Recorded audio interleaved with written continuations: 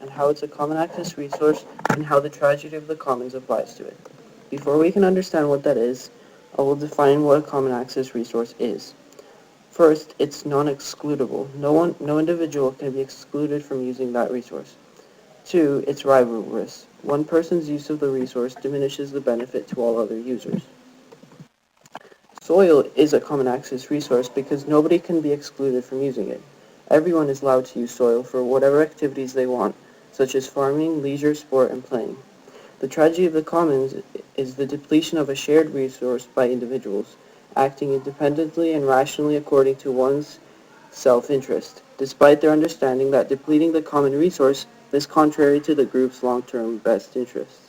For example, consider someone uses a piece of land where the soil is very fertile to create a farming business. He might exploit the land to produce as many crops as possible and, most importantly, as cheaply as possible.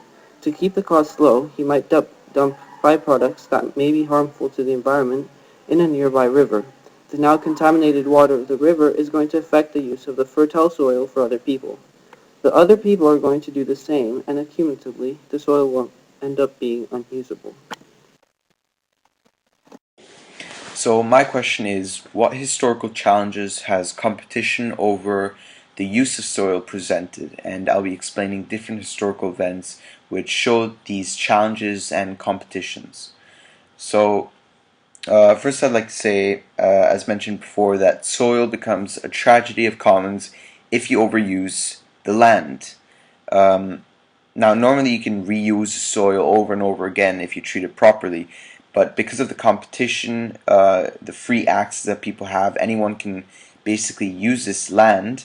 It becomes a tragedy of the commons, and the soil is destroyed and cannot be used over again. So basically, the land is destroyed.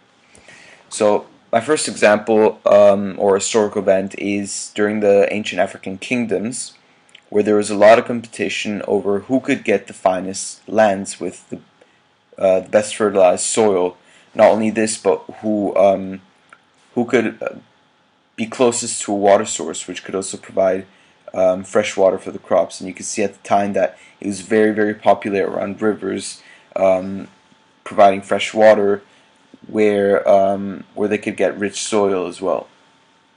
So it was very common that there was competition over who could get the best land. The second example or event is the rainforest in Brazil, or the Amazonian rainforest. Um, During the past 40 years, close to 20% of the Amazon rainforest was cut down due for farmland. They needed this vast amount of space for farming, for growing crops. So it was a very big historical challenge that people had to face, and we still have to face today. Um, yeah. So our third example is the Somali conflict.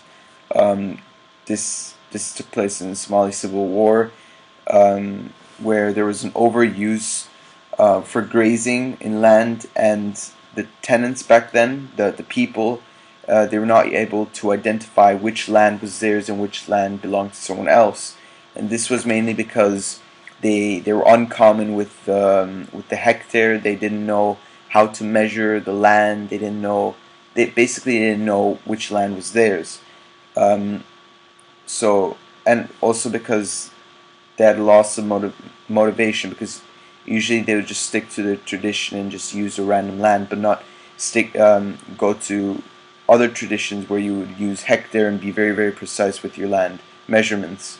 So basically they would go to a different uh, a different land that wasn't theirs and grow crops there, and they weren't allowed. So this created a major conflict between people, and also competition, which at the end one farmer overusing the land or grazing animals on land that was not theirs, and it also basically destroyed the land.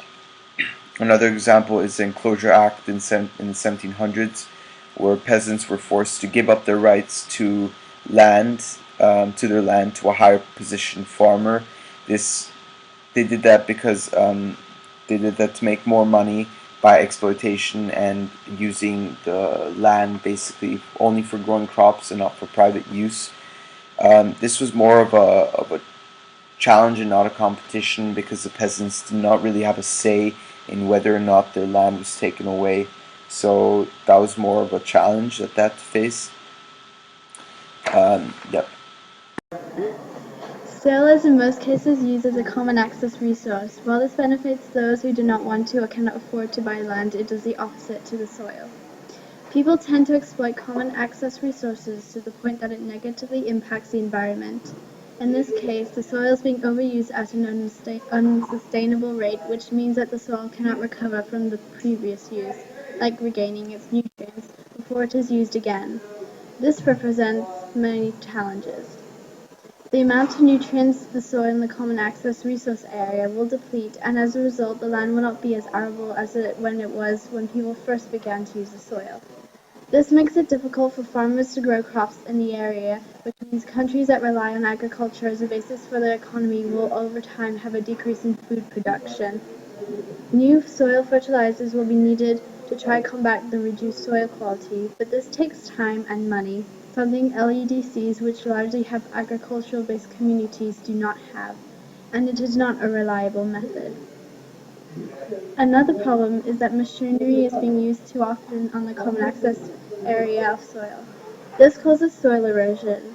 Also, fertilizers and chemicals are sprayed on the soil too frequently, which is especially seen in countries with intensive agriculture.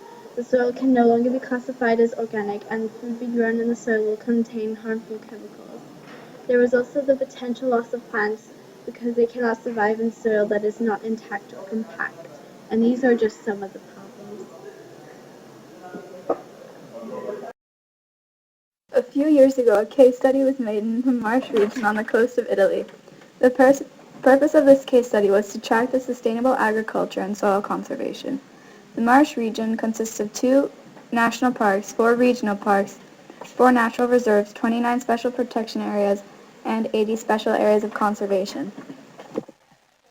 Some of the main soil degradation problems were erosion, organic carbon decline, and compaction.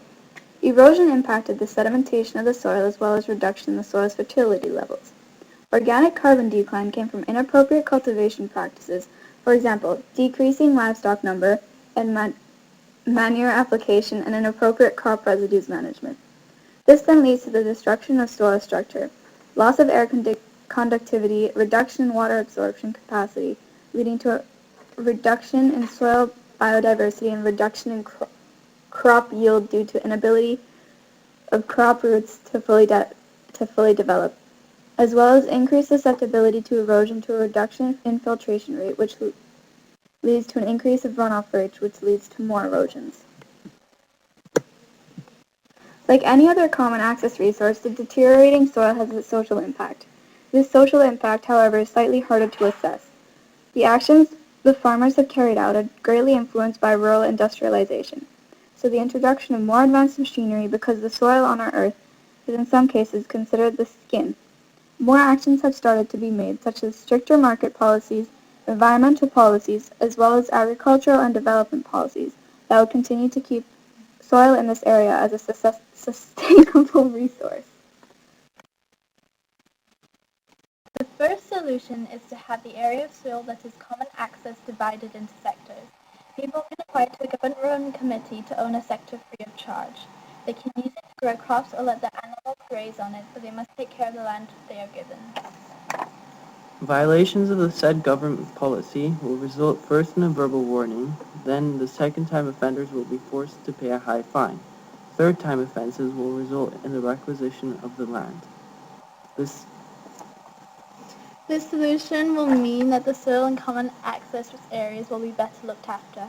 Only one person is responsible for each sector, and so while they alone will reap the benefits of the soil, they alone will also experience negative impacts if they do not take care of the soil, rather than someone else being negatively affected. There is more of an incentive for the person to look after the land.